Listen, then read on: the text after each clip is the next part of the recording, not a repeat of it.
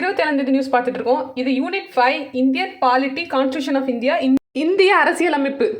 அதை பற்றின ஒரு நியூஸ், அந்த சிலபஸ்குள்ளே வர நியூஸ் என்ன கொடுத்துருக்காங்கன்னா, ஜனநாயக தூண்கள் இடையே ஒருங்கிணைப்பு அப்படின்னு நம்ம குடியரசுத் தலைவர் சொல்லியிருக்காங்க.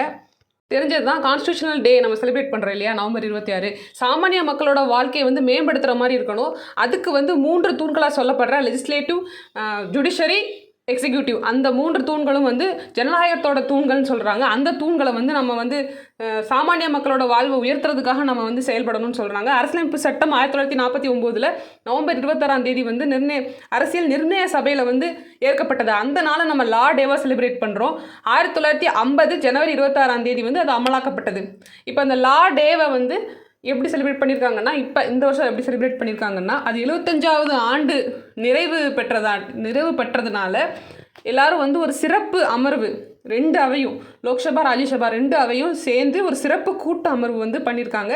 அந்த அவையில் நிறைய முக்கியமான விஷயங்கள்லாம் செஞ்சுருக்காங்க. என்னென்னா, நமது அரசியலமைப்பு நமது சுயமரியாதை அப்படின்ற பேரில் அந்த ஓராண்டு கொண்டாட்டத்தை தொடங்கி வச்சுருக்காங்க. ஒரு வருஷம் செலிப்ரேட் பண்ண போகிறோம். 75th கம்ப்ளீட் ஆனதுனால எல்லாரும் பார்ட்டிசிபேட் பண்ணியிருக்காங்க. அப்புறம் அரசியலமைப்பு சட்டத்தின் முகப்புரையை குடியரசுத் தலைவர் வாசிக்க எல்லாருமே தொடர்ந்து வாசிச்சிருக்காங்க.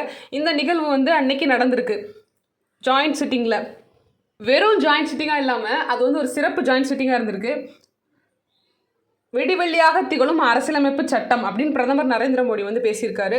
நாட்டோட சிறந்த மாற்றம் அடையிறதுக்காக இந்த அரசியலமைப்பு சட்டம் வெடிவெள்ளியாக இருக்குது. அப்புறம் எல்லாருமே சேர்ந்து செயல்படணும், நம்ம எல்லாம் ஒட்டுமொத்தமான ஒரு புதிய இந்தியா உருவாக்கணும் அப்படின்றத சொல்லியிருக்காருங்க. அதே மாதிரி குடியரசுத் தலைவர் பேசும்போது அரசியல் நிர்ணய சபையோட தலைவர் ராஜேந்திர பிரசாத், அரசியலமைப்பு வரைவு குழுவின் தலைவர் அம்பேத்கர், அரசியல் நிர்ணய சபை ஆலோசகர் PN ராவ், அப்புறம் அரசியல் நிர்ணய சபை செயலாளராக இருந்த HVR ஐயங்கார், இவங்களெல்லாம் அவங்களோட பங்களிப்பை பற்றி குறிப்பிட்டு அந்த உரையில் சொல்லியிருந்திருக்காங்க. அப்புறம் ஒவ்வொருத்தராக முக்கியமான விஷயம்லாம் சொல்லியிருக்காங்க. என்னென்னா, ஒரு முற்போக்கு ஆவணம், இந்த இந்திய அரசியலமைப்பு சட்டம் ஒரு முற்போக்கான ஆவணமாக இருக்குது. அது மட்டும் இல்லாமல் நம்ம அமைதி பாதுகாப்பை ஒரு ஊக்குவிக்கிற ஒரு டூலாக இது இருக்குது அப்படின்றத அவங்க மென்ஷன் பண்ணி சொல்லியிருக்காங்க. ஸோ இதுதான் அந்த நியூஸ். இந்த நியூஸ் நம்ம சமச்சீரில் 10th புக்கில் ரிஃப்ளெக்ட் ஆகிற மாதிரி இருக்கும். Introduction, making of the constitution இங்கே தான் இருக்குது.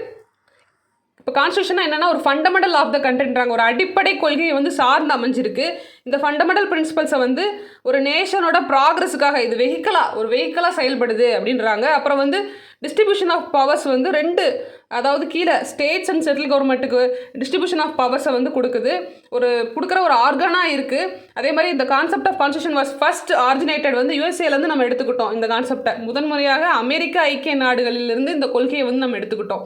அடுத்து அரசியலமைப்போட அவசியம் எதுக்கு, ஏன் அது வேணும் அப்படின்னா, ஒரு நாட்டில் பல்வேறு தரப்பட்ட மக்கள்கள் இருப்பாங்க. அதில் நிறையா பேத்துக்கு ஒவ்வொருத்தருக்கும் ஒவ்வொரு நம்பிக்கைகள் இருக்கும். அந்த நம்பிக்கையெல்லாம் சிதைஞ்சிடாமல் அதை பாதுகாத்து அதுக்கேற்ற மாதிரி கொண்டு வரணும் அப்படின்றதுக்காக மட்டுமே உருவாக்கப்பட்ட அரசியலமைப்பு தான் நம்மளோட அரசியலமைப்பு. இதுதான் இங்கே கொடுத்துருப்பாங்க. பொதுவாக ஒரு நாடு பல்வேறு நம்பிக்கைகளை கொண்டுள்ளது, பல்வேறு இன மக்களையும் கொண்டிருக்கும். எனவே அரசியலமைப்பானது அவ்வாறான குடிமக்களின் நம்பிக்கைகளை நிறைவு செய்ய உதவி செய்யும் வகையில் உருவாக்கப்பட்டிருக்கும் சொல்கிறாங்க. இப்போ அரசியலமைப்பு உருவாக்கம் பார்க்கலாம். மேக்கிங் ஆஃப் த கான்ஸ்டியூஷன் 1946 அமைச்சரவை தூதுக்குழு திட்டத்தின் கான்ஸ்டியூட்டன்ட் அசம்பிளி அப்படின்ற அந்த செட்டப்பில் கேபினெட் மிஷன் பிளான் 1946 வருது. அதில் அசம்பிளியில் எவ்வளோ பேர் இருந்திருக்காங்கன்னா, 389 மெம்பர்ஸ் இருந்திருக்காங்க. ப்ராவின்சஸில் 292 பேர், ஸ்டேட்ஸில் 93, சீஃப் கமிஷனர்ஸ் ப்ராவின்ஸில் 3 பேர், பாலுஸ்டின் அப்படின்றதுல ஒருத்தர், 292 பேர் மாகாண பிரதிநிதிகளாக இருப்பாங்க. 93 பேர் சுதேச அரசுகளின் நியமன உறுப்பினராக இருப்பாங்க. பாலுஸ்தானில் சார்பில் ஒருத்தர் இருப்பாங்கன்னு சொல்லியிருக்காங்க. ஃபர்ஸ்ட் மீட்டிங் எப்போ நடக்குதுன்னா, December 9, 1946 ஃபர்ஸ்ட் மீட்டிங் நடக்குது. அதுக்கு ஓல்டஸ்ட் மெம்பராக இருக்கிற டாக்டர் சச்சிதானந்த சின்ஹா எலெக்ட் பண்ணி டெம்பரரி பிரசிடெண்ட்டாக இருக்காங்க அந்த அசம்பிளியில். அப்புறம் நல்ல ஒர்க் ப்ராசஸ் ஆகுது. அடுத்து அவர் இறந்துட்டார். அவருக்கு அப்புறம் ராஜேந்திர பிரசாத் எலெக்ட் பண்ணி பிரசிடெண்ட்டாக, அந்த அசம்பிளியோட பிரசிடெண்ட்டாக தேர்ந்தெடுக்கிறாங்க. அப்புறம் 2 பேர், HC முகர்ஜி, VT கிருஷ்ணமாச்சாரி, அவங்க 2 பேர் வைஸ் பிரசிடெண்ட்டாக எலெக்ட் பண்ணுறாங்க.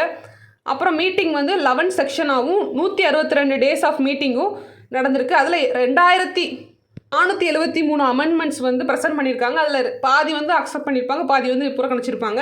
அந்த டிராஃப்ட் கான்ஸ்டியூஷனை வந்து யார் ப்ரிப்பேர் பண்ணுறாங்கன்னா, drafting committee under chairmanship of doctor B.R. Ambedkar. He is recognise as the father of the constitution of India. அவர் வந்து ஃபாதர் ஆஃப் த கான்ஸ்டியூஷன் அப்படின்னு சொல்லப்படுறாரு. தமிழில் அதே தான் கொடுத்துருப்பாங்க.